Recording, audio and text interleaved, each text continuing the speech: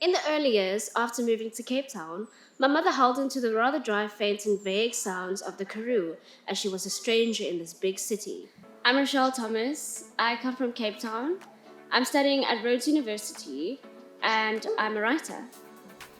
I like to write poetry. I like to write nonfiction. I call myself a writer because writing has always been something that has been there for me. During the times that I really just needed somebody to talk to, writing has been like a refuge to me. So I continue writing in order to have that friend by my side all the time. I started writing as a teenager. In high school, it was a very lonely time for me, so I decided to just put pen to paper. Writing has really helped me through tough times. Many times when I felt lonely, I was able to use my imagination and just write something short and then feel better afterwards. So, writing has been like a form of therapy for me. My family has encouraged my writing. When I got into Rhodes, they were really excited that I would be able to learn how to write better. So my family has been a big influence. My mom always tells me that I should write about her. Everything I do, every single project, that I should just write about her. But yeah, there are many instances where I have written about her.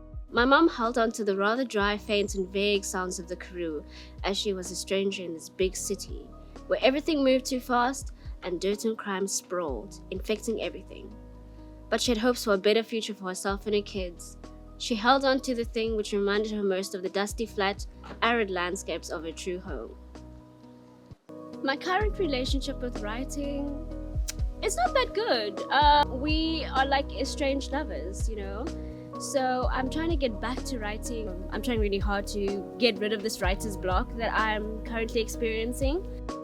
I think I may be struggling with writing because of the pandemic. I think that the isolation, the being away from people, and just the fear has really filtered into my writing. So now that, things are looking up, I see myself as an author or being a reporter for Al Jazeera.